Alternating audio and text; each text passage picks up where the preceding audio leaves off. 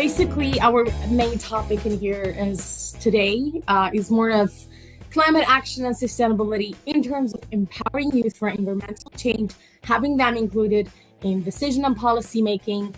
It is more of how we could be more involved, but not only, I would say, with the seats and with the drafting and with the wording, but more with action taking and why not policy making, which has been always the recommendation that that has been most of the time so hard to be implemented, to have youth involved. We're still not so trusted to be involved, which is why we need always to set these reminders that we can still do a lot if we have been involved. Now, this is me again, Selma Bichbich, as has been I would say, represented by Eridika, which I thank her for that. I'm representing now today MENA Youth Network as one of the board members and co-founders. We wanted to address this topic with you so that you can learn a bit more about the type of recommendations we have been always insisting on and how we can be more involved, which is the main topic in here. After this, we will be moving on to case studies where we'll be having change makers from actually the global south, not necessarily only the MENA region, who will be talking about their journeys in making change in their countries. And by the way, when we talk about making change, we don't always mean climate.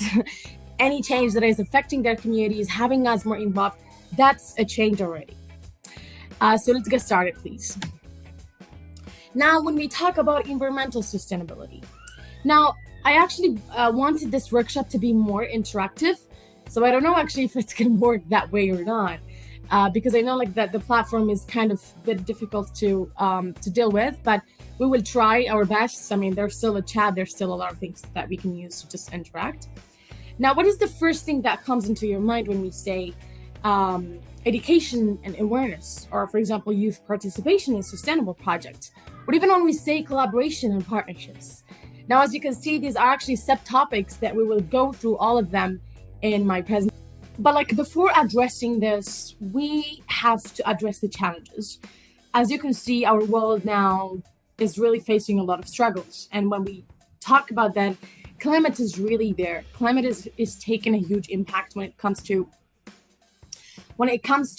the challenges that are mainly affecting humans. We're talking about floods, as for example, recently, I'm talking about recent events in here, right?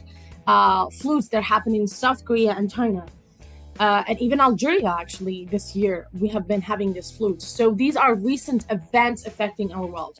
We're talking about droughts, like seasonal droughts, like in Uganda, or in Latin America, where we have seen climate migration in Latin America due to floods and hurricanes. It has been quite hectic so far, but people are not giving real numbers or real facts, and we're still having more people, I would say humans, being so affected with this, and yet not so many actions are taken when it comes to addressing their addressing their struggles, because we're talking about local struggles that governments are not doing a lot when it comes to it.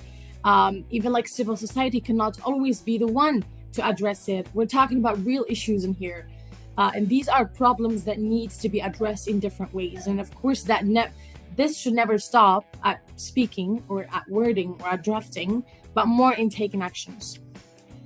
Now, I wanted to ask about your thoughts, like how can we effectively empower youth to drive environmental change and cultivate a culture of environmental responsibility? Welcome, Selma. Thank you for having me today. Concerning my thought about what you said, I think it's a very important topic, how we can cultivate culture of environmental responsibility, especially among community. When we talk about climate change or environment change, we tend to talk about like the government, the higher structure, the maybe factories, the one who's mainly responsible, but we all tend to forget about the community, how we can engage these communities, how we can create cultural responsibility where they have active role in this part.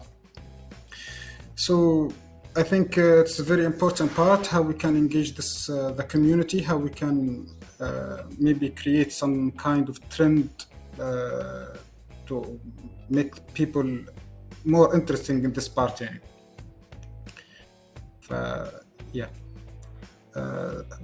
We here in in the past few months, I did some kind of this aspect, something similar to that, where we did like a workshop on children, how to become youth, how to become environment activist or advocate in their community. It's like a small workshop. We train them how to be we start from the bottom, how to have an active role in this part. So I agree totally with you, Selma. I think it's a very important aspect. And yeah, can you hear me, Selma? Thank you so much, Ahmed, for your insights. I truly appreciate your answer. We do have one more. Let me see here. Ola has joined us. So Ola, right after this presentation, we're going to be jumping to you and Ahmed, and we're expecting one more speaker, Zainab. So yeah. And also, by the way, just to let you know, all of this is recorded, and I hope you guys don't mind. Awesome. So thank you again, Ahmed, for your insights, and you can always, again, participate with your insights, everyone. So let's follow up with our presentation. That is almost done. We're almost, we will finish soon. Now, again, as I told you before, before talking about climate and involvement and action taking, we have always to kind of indicate the role of education and awareness that needs to be always addressed through us and through our advocacy journey as activists and I would say youth, students, not necessarily always activists. Now, the role of education is promoting environmental responsibility. So if we teach people how to be responsible about taking care of the environment and taking actions, the education will play a huge role. We can still do it through our educational systems, our curriculums. We can still involve youth in taking actions by teaching them how to do it. And this can be done in schools as well. The importance of incorporating sustainability into school curricula, as I have mentioned before, creating awareness campaigns to educate youth about climate change. As you may know, for example, I have started a campaign of banning the plastic bottle use in my university. And this is actually one of these campaign awareness that we can all do as activists. We can still also help in engaging youth through environmental clubs and organizations, which can happen inside schools and out of them as well. These are the very simple actions that can be taken and can be also still used in education. So yeah, which is why we call this education awareness sometimes, or education awareness. So this is a terminology that people needs to know, and it can also start from zero. So it's not it doesn't really need much of an expertise, but it's just an interest and the way you should address it, and kind of in a simple way that can captivate the people's interests, especially youth interests. Youth participation in sustainable projects. Now we're talking about, for example, startups. We're talking about projects like youth-led initiatives. For example, we do know Ola is a great example in here, who will be hosting Alcoy in Syria. And this can be also one of these sustainable projects that happens every year. So maybe you heard this year, another Syrian next year. And same goes for everyone. Now, empowering youth to take action in their communities, as for example, Ola is doing now. This is something that is so helpful in having sustainable projects going on every year. And this also will kind of motivate youth to be more involved and participate in more projects, and I would say advocate through their own touch, through their own initiatives. Encouraging youth-led initiatives for environmental conservation, that has been mentioned, providing platforms for youth to share their ideas and solutions like we're having now, and in many events and consultations that we have done as well. Recognizing and rewarding youth contributions to sustainability. For example, startups, when giving funding to them and grants so that they can have improvements through green and eco-friendly sustainable startups. These needs to be kind of recognized and rewarded, The last point that I will be also going through today is collaboration and partnerships. Now, the importance of collaboration between youth, governments, and NGOs. For example, here today, we are collaborating at MENA Youth with this amazing initiatives to introduce youth to the collaboration, to the engagements they want to have and the actions they can take on the ground through youth-led initiatives, introducing them to what can be done, how this will be affecting them positively, and so on. Engaging youth in decision-making processes related to sustainable development. Now, this is actually a pretty hard point because it doesn't really happen a lot, especially in the MENA region or mainly the global south. The policy making, decision making process has been always so hard to be addressed, and the fact that so many governments are not trusting youth and having them involved has been always a problem, because we're talking about us being the future representatives and the future leaders. So if we haven't been involved that much, how are you expecting me to take, I would say, sustainable, considerable actions in the future? So having us included in this process and learn from our from this age, starting as a youth age, is something pretty important, because the world has changed and we need to have more. I would say we need to have everyone involved, especially youth, who are the ones having ideas, who are the ones that can suggest what can benefit communities and not only one. Creating partnerships with businesses for sustainable initiatives, as we have done before, for example, in MENA Youth Environmental Assembly, where we have been collaborating with businesses, and they were really sharing insights on how they can have youth involved in advocating for sustainable, eco-friendly, green businesses. So this is actually a collaboration that can happen, especially if it positively affects the community. The last point is promoting international cooperation among youth for global sustainability. For example, we are now having some sort of an international cooperation. And for example, Yango is a great example when it comes to having cooperations and collaborations with NGOs, with businesses. Not mainly businesses, we haven't done that much, but we do have a lot of cooperations, and we do have a lot of collaborations with literally everyone, luckily, internationally, regionally, which makes it kind of stand out as an NGO, youth-led NGO. Now, my last question to kind of end my presentation would be, how can we empower youth to take climate action and foster a culture of environmental responsibility for sustainable development?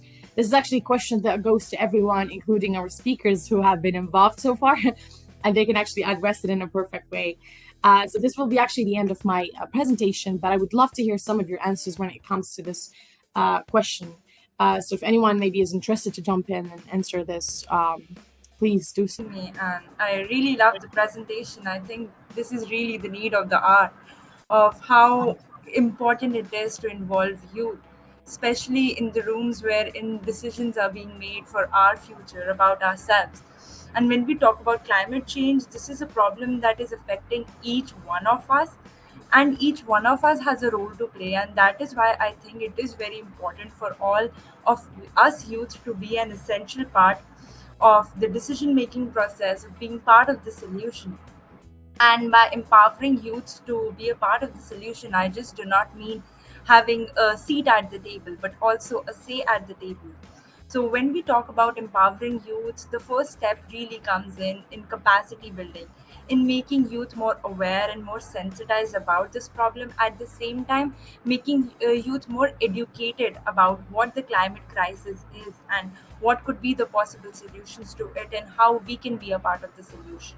Understanding the problem well is, I think, the first step towards empowerment that all of us need to work on, and work on more of our capacity building, of upskilling ourselves to understand the problem well. And in terms of environmental responsibility, I think, yes, all of us are change makers in our own way. All of us have a role to play. It's upon us how we contribute to the problem, and how we identify our role within this entire problem. It perfectly stated, Zainab. Thank you so much. That's exactly what is needed, and that's actually what everyone needs to know as well, and one needs to keep in mind, because it's not always about using us as chairs or for the media, but it's more of having us really involved, because again, whenever we are involved, we consider everyone. And economies has never been a priority for youth, and it's more of thinking about the other and what the others are going through. And the perfect thing about youth is that we always tend to take actions, and to always keep in mind the implementation of actions, rather than just like keeping everything as drafted words. So I think, Zainab, you really have addressed everything. Thank you so much for taking the lead on this question. Truly appreciate it. And with that, I would love to say thank you so much, really, for giving me the space again, for having like this quick intro to how youth can be more involved when it comes to taking actions, getting involved in policy making, what can be done in terms of building partnerships, collaborations, and kind of just participating in sustainable projects. I hope that was like really addressed in a, like, I know it was brief, but I hope it has something included and it clarifies the idea of how we can get involved. Of course, my pod has ended, but a new pod is starting. And this will be with our amazing change makers from the global south. We're having people, okay, so I have to stop sharing here. Perfect. So we're having activists, I would say, change makers from different parts of the global south. We're having, I think we did the gender equality. Awesome. We're having gender equality in here. We're having with us change makers from, we're having Zainab from India, and we're having Ahmed Anwani from Libya, and we have Ola, I think she's having internet issues, from Syria. Now we're having the MENA region presented. As you may know, we, the MENA Youth Network, as collaborators here, we wanted to focus on the MENA region, but at the same time, kind of explore it and take it to the broader perspective, which is the global south, since we do share the same struggles and challenges. I would love to say thank you so much, both Zainab and Ahmed Alami, for being here with us today. I appreciate you for accepting our invitation and for just accepting the fact to share about your journeys as change makers and activists, and I would say even like founders of youth-led initiatives, which is our honor to actually have that introduced to people who are interested in having or starting the same journey. I would say, while maybe Philip, I would say starting with you, I will be also at the same time reaching out to Ula. Maybe I'm sure she's having network issues. I would love to pick up the floor by first giving you the chance to introduce yourselves. I'm sure no one can introduce you better than yourself. So I would love to give you the floor, and I got first, when you don't mind, starting with the ladies. So I would love to give you the floor, Zainab, to jump in and introduce yourself for our people so they can have an idea. Thank you so much for giving me the opportunity, first of all. So, hello everyone, I am Zainab. I am a 19-year-old climate action advocate from Delhi, India. For the past 3 to 4 years, I have been active in advocating for climate action and trying my level best to be a part of the solution. In terms of advocacy, my work lies in climate education and climate finance. I have been closely following these both issues. And in terms of climate education, I'm one of the founding members for the world's first climate education coalition, which is basically a coalition of more than 80 organizations all over the world who have gathered together to work on climate education and make it mandatory as part of our school curriculum, so that people are empowered enough to solve this crisis. In terms of climate finance, I am a staunch believer that the only way we can solve this crisis is by climate justice, and for that, we need finance, we need reparations, we need the people from the global south to be compensated for the crisis and for the calamities that they are facing. And this is other part of my work, which is advocating for climate finance. Apart from that, I am a climate action advocate here in Delhi and work on several projects. I am also a Peace Dam Fellow, wherein we basically work with several Nobel Peace Prize winners to understand how we can eradicate the most vast and the most pressing global issues, and how we can be a part of the solution. Throughout these 3 to 4 years, I have been constantly advocating uh, for effectively making youth an important stakeholder in climate discussions. By this, I means how us youth can be a part of the solution and be be an effective stakeholder in the entire climate change negotiations and decision making process. While youth have largely not been part of the problem, we definitely wish to be a part of the solution, and that is one of the reasons we started this project known as GESA, which is Growing Economies and Sustainability Association. We are basically building a youth-led think and do tank on climate action, which is largely led by youth from the global south, because they are the most vulnerable to the climate crisis, and they are the ones who are facing all the calamities and all the repercussions which are caused by the climate crisis. And hence, I have been an effectively advocating for how youth can be a part of the solution and how we can get them involved more meaningfully in all the decision making processes. Thank you. That deserves a clap. That was really amazing to hear how our youth are engaging in the global south and how it's actually how hard it is to do it. But like still we're fighting back and just doing it because we believe in it. So well done, Zainab, really for having such an amazing intro. That's a great start to have. I really appreciate it, Zainab. Really, thank you so much. We will be jumping in again with other questions, so please stay with us. Following up with Zainab, we would love to move to Ahmed, who would love we would love you as well to give us a quick intro about yourself, what you do, what do you want people to know about you, and mainly the people in the future who will go through this platform to also know about you, because this again will remain, and we would love to have them being introduced as such amazing change makers. So Ahmed Alawi from Libya, please, the floor is yours.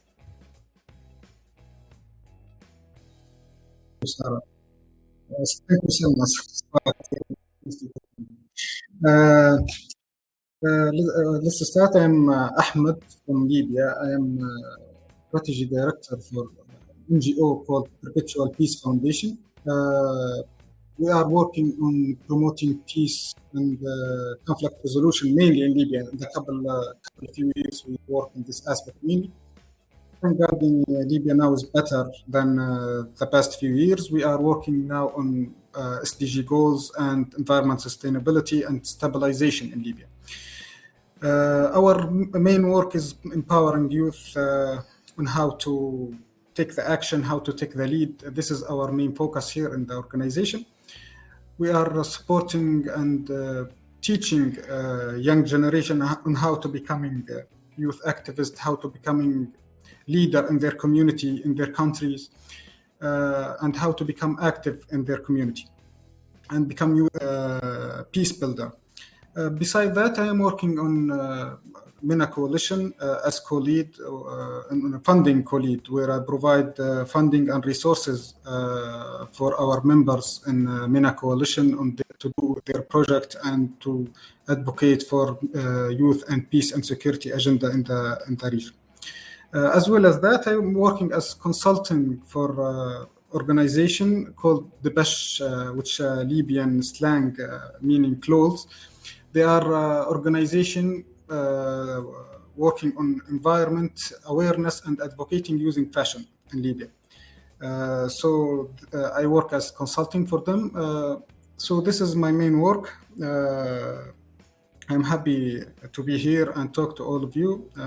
Thank you, Selma, and I hope we can all have important and fruitful talk here. Well, actually, and we're having it so far. Thank you so much, Ahmed, for your intro, and it's so a pleasure to having you with us, and I can't wait to actually follow up with this conversation and know more about the amazing journeys you guys had as change makers, of course.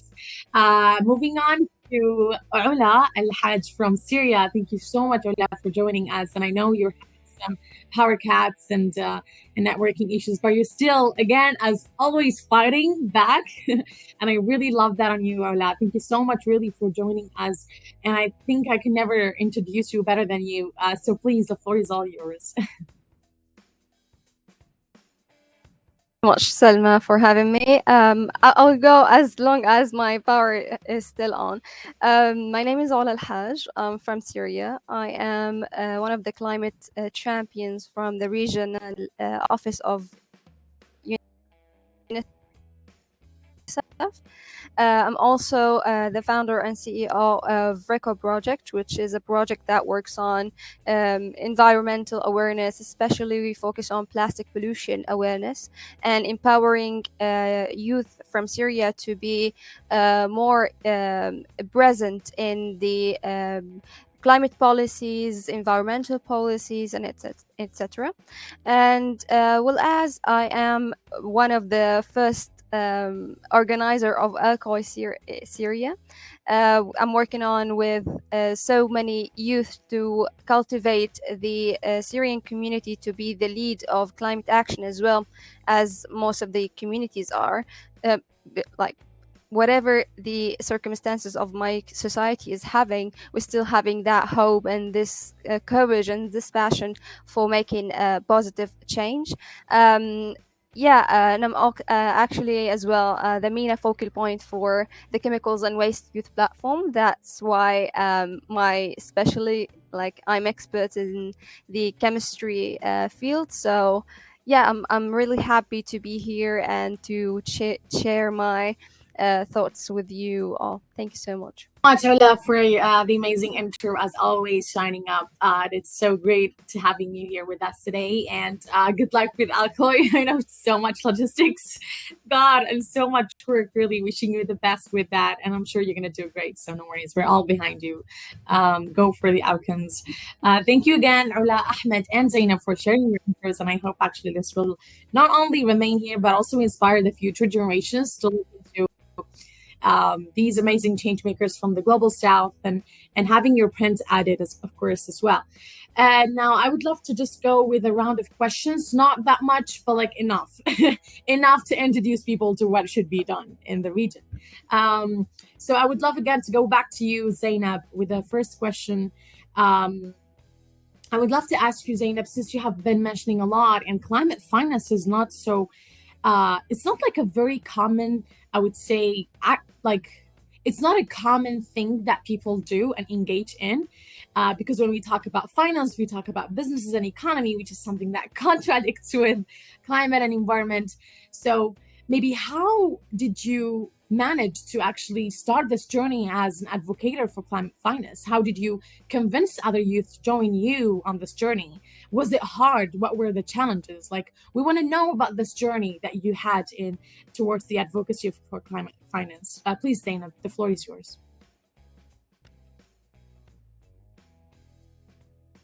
It's I think really important to discuss how important the issue of climate finance is.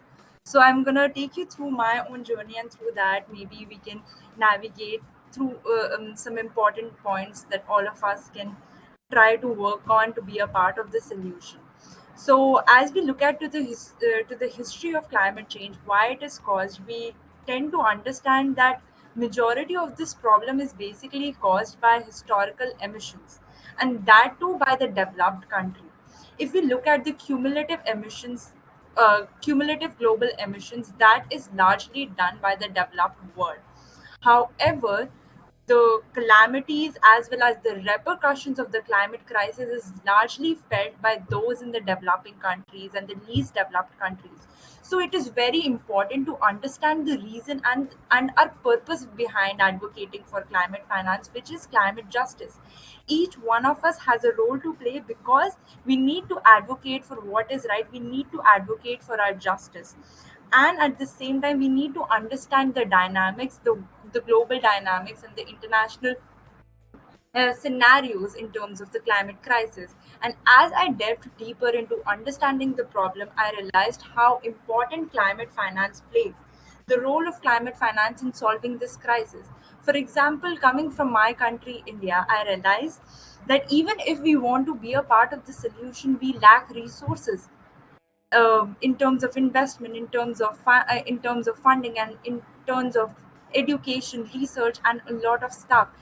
Even if we wish to solve this crisis, if even if we wish to transition into net zero, we need a lot of support from the developed countries, and that is why the issue of climate finance does play a very important role.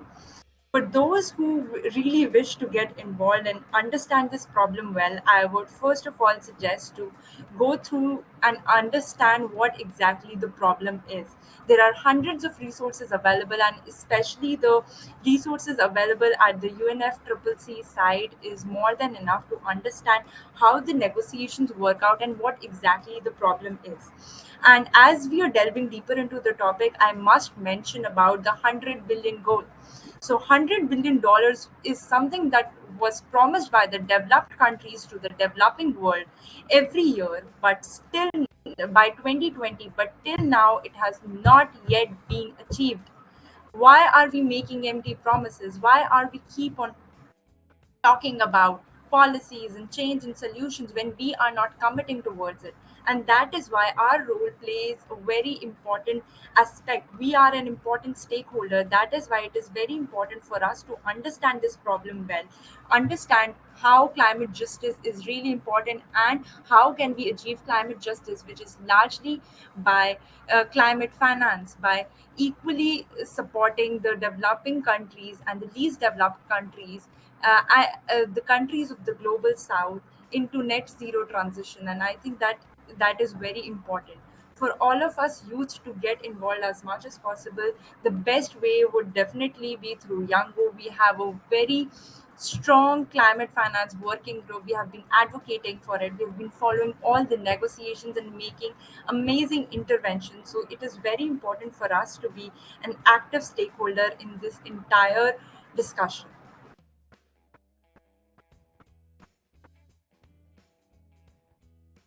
Indeed, perfectly stated, Zainab. And the fact that like sometimes it's so sad to see that policymakers and decision makers are not really taking us so seriously, especially when it comes to such recommendations.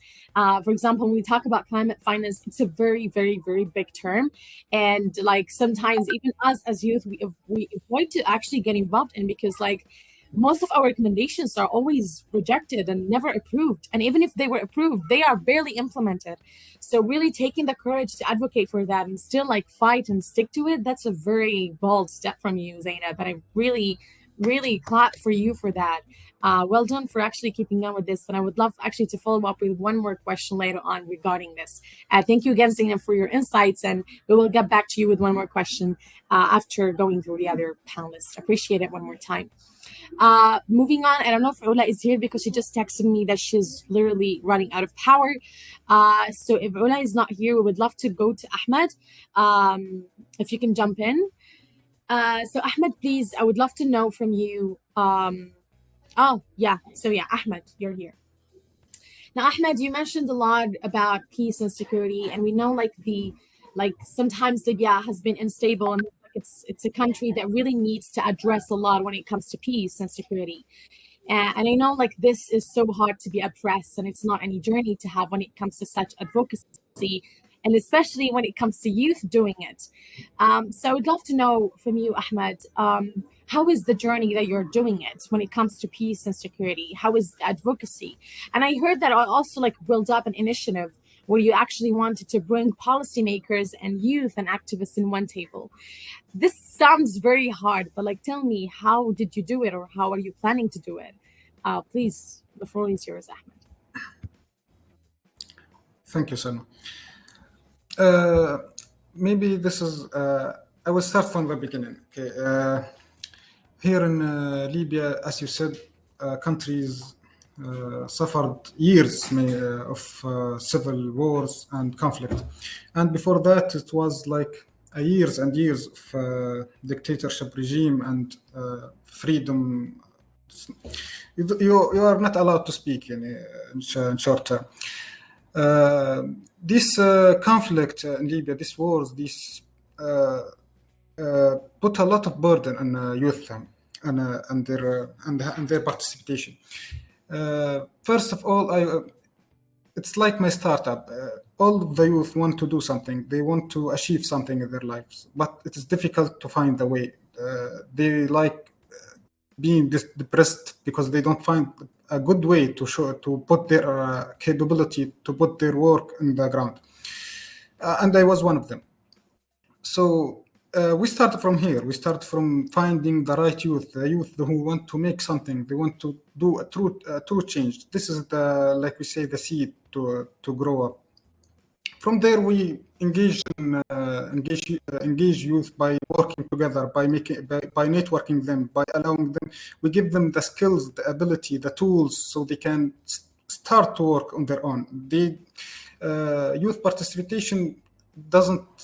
You don't just stand and you wait for the other people to come to you so you can participate with them. You must go by yourself. You must start the work by yourself. And from here we start. We engage youth in the skill. We put pressure on local communities, on government bodies, through government circuit. We try to, like, yeah, this aspect involve youth. You must participate in this aspect. And from here we start. It's difficult. It's not easy, especially in countries where law is not the law. From we're doing our best involving youth. Our main work involving youth, especially I want to talk about some initiative we done here in the past few months involving youth and climate change, where we trained youth, especially teenager, on how to become youth climate advocate. We give them like how to post, how to talk to their friend, how to talk to their community, and we give them the skills. We teach them about the climate change, the basic aspect, how they can follow the climate trend in their community, in their countries, in their region. And we give them how to advocate for that in simple way, in their community, in their street, maybe with their friends. So we give them these tools, and in the end, we give them like a task on how to make a project about environment change or advocating or awareness in their community. And we trained almost 20 teenage, and we have 20 initiative advocating. Each one start to advocate in their maybe Facebook, and their someone in TikTok, someone start in their community, engage with neighbors. So youth want to do something, they want to do action, they want to do change, but they don't know the way. Here come our role as activists, as advocate, to give them the right way, the right tools on how to make the real change.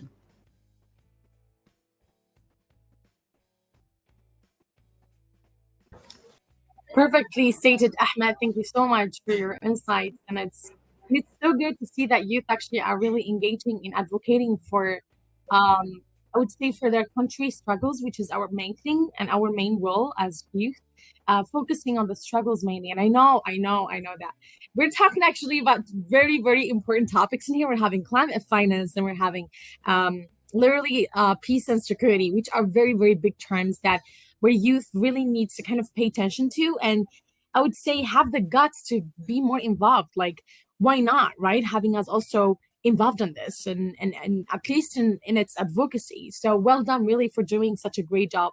Unfortunately, Ula is having power cuts, and I hope she can actually jump in again. And I mean, that's really sad. But I hope actually she can jump in again and maybe join us in our conversation, and hope things will be okay with her.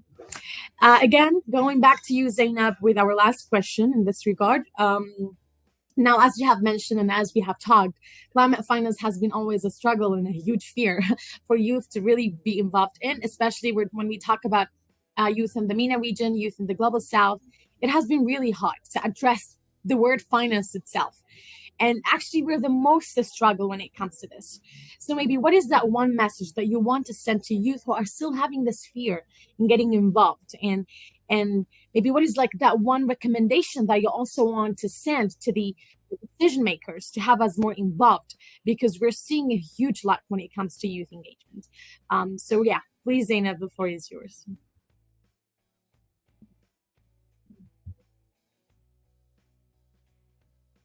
Well, thank you so much for the question. I think it is very important for us to and for me to answer this question.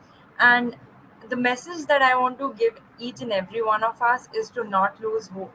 And I think this is one of the reasons why many of us end up not being part of the solution. Is the reason that we think that we actually end up quitting, realize that there is no way we can solve this crisis. And I want to give an example of the polio crisis. Polio was a huge problem and a disease which was like a huge issue for all of us in India. And look at us now. We have almost eradicated this disease from our entire country now. And I think with the right set of efforts, time, and the right set of commitments and actions, we can solve this crisis. And I think this optimism is very important for us to be a part of the solution. For us, this is about our future, and we just cannot wait for us to be educated enough, for us to be graduated, for us to be at a certain position, a stature to work on this crisis. We need to act right now. This is the point for us to begin our work. Each one of us has a role to play and contribute to this world in some way or the other, either through our time, efforts, talents. Each one of us has such an important contribution in this world. All all that matters is for us to realize what role we have to play on this planet, and what how can we be a part of the solution in any of the social issues. Our contribution matters, and even if we are able to impact one person's life, we have done our work. And this is what has kept me going to keep on positively impacting our planet. And I think all of us can do this, and this is the message that I want to leave everyone with, is to not lose hope and try to understand what role we can play in being part of the solution. What a perfect message to leave your insights with. And I hope actually youth will also take this kind of seriously, not kind of seriously, because it's never, it's, I would say it's always worth the try. And maybe because sometimes it may look so hard and like so scary to approach decision makers when it comes to climate finance. And actually, personally speaking, it is. But yet, that doesn't mean that we cannot try, and it's always worth a try eventually. So thank you so much, Zainab, really for I would say enriching us with your amazing insights, and I would love actually to have you still here so that we can just like have your closing remarks at the end. So thank you, Zainab, again for your amazing insights. Moving on to Ahmed, allow me, from Libya again. I would love also to ask you, I would say that one, it's kind of really similar question. Now we're kind of targeting youth with our messages, and what is like that one question that I would, sorry, question. What is that one message, Ahmed, that you want to address to the youth, especially in the region, specifically in the MENA region, but also talking globally, especially countries with crisis, countries with wars? What is that one message that you want to send it to them so that they can be more involved in the advocacy of peace and security? What do you want to address? And what is also that one message that you want to still send to the decision makers so they can have more youth involved when it comes to having more proposals added by youth, and why not having us included in decision making when it comes to talking or addressing peace and security themes? So Ahmed, please, over to you. Thank you, Selma. I think my message or recommendation to the youth who was afraid to engage in this problem is to start small and take one step at a time. It's natural to feel overwhelmed by the magnitude of the challenge we face. But we should remember that every little action counts. We should start by educating ourselves about the issues, understanding how the daily choices impact this problem and the environment, and then gradually incorporate sustainable practices into our lifestyle, whether to reduce our carbon footprint, advocating for change, supporting eco-friendly businesses. Each action make difference. Don't underestimate the power of your voice and action, no matter how small they may seem. My message for them, to all the youth who may feel afraid or uncertain about engaging in climate change, I want to remind them that your voice is powerful and your action matter. It is understandable to be concerned about the state of the environment and the future of our planet. However, it is precisely because of this concern that we need their energy, or your energy as youth, passion and fresh perspective in the fight against climate change.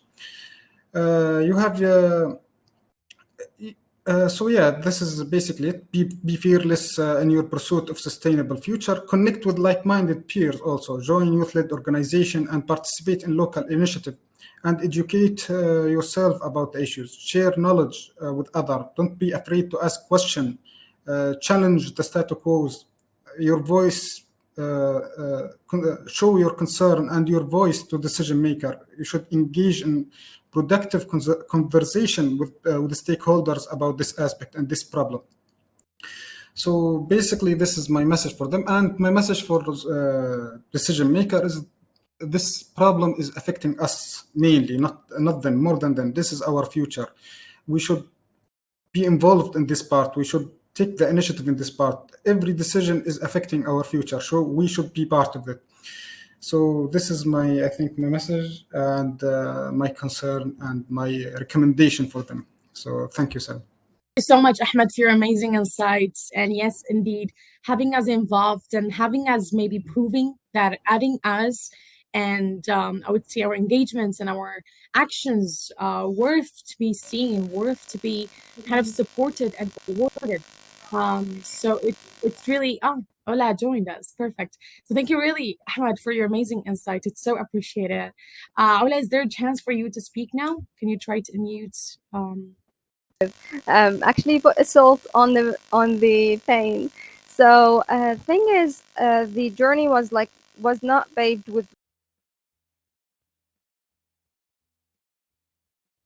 roses. Just like it was a hard, as you can imagine, like starting with no base to start from, or no support from the governmental sector or any financial support. All of this just like was a struggle in every step we are going, I was taking. So the thing is, all the journey started with the passion, with the pain that I've like noticed in my community, and then that gives me the power to move on and to take action as I should be done. Because I always say to myself, and I believe in this quote that Gandhi has said before: be the change you want to see in the world. So this is what I'm trying to do. I'm trying to create the thing that is not present in my community, which is a rare subject to work with. I am one of the first climate activists in my country, and as well as the first environmentalist to speak out loud. And I'm saying at the youth, I was one of the first. So it is a new generation, a new revolution in my country since I started my first step in this section. So yeah, afterward it just like as I founded my own project, which is the RECO project, with a really specific like issue such as plastic pollution, which is something that we as Arab people we rely on in our daily lives, like plastic in every detail. So it is hard like to have this mindset with yourself and to change it on yourself first, and then try to pass it to the community that you are from. So yeah, it's been a struggle because the culture of the MENA region, the thing is like we don't accept to change easily, like most humans, but like especially MENA region, because of all the circumstances, the policy not as well implemented well, the lack of support, the lack of database, as I said before, and all the I think there is some networking issue. But yeah, thank you so much, Ola, really for sharing a lot. And we already know, to be honest, how it feels like when it comes to such struggles. But of course, no one can feel it because being there and just hearing of it is definitely not the same. So really, it was so interesting hearing about that and how hard it is. But again, we're always together and we're always here to help, and we're always supporting these climate fighters, I would say, and these change makers who are doing their best to just address the local issues and struggles. And it has been an honor really to listen to that from you and to hear how actually you're addressing this and tackling this as a female actually climate activist. That really means a lot, and it actually deserves an applaud for sure. So thank you so much again, Ola, for this your amazing insights. Now, I would love really to move quickly, please, if you can do it in literally 1 minute or less, just the closing remarks that you would love to share as panelists. And I would love to start with you, Zainab. Please, if you can take less than 1 minute, would be great because we're running out of time. Definitely, I do not think I would be needing like 1 minute at all, because I really ended up saying my message of that all of us has the potential to be a part of the solution. We just need to begin and initiate, and this is what my closing remarks will be. Thank you so much, Salma. For your closing remarks. It's still powerful to the end. Just maybe stick with us, Zainab, just to take the group picture, and then we will end up our session. Please, moving on to you, Ahmed. Please, if you can give your closing remarks in less than 1 minute, that would be really cool. Over to you, Ahmed. I will be fast. I want to leave you with this thought at the end. Don't let fear hold you back from engaging. Your action, no matter how small, have the power to make a difference. Believe in your ability to create positive change. Connect with like-minded individual and take meaningful step toward more sustainable future. This is it. Thank you, Selma, and thank you all for this opportunity to talk with you. For your closing remarks, and it's indeed again powerful. And yes, we're all here to take the lead on action. So appreciate it for this reminder.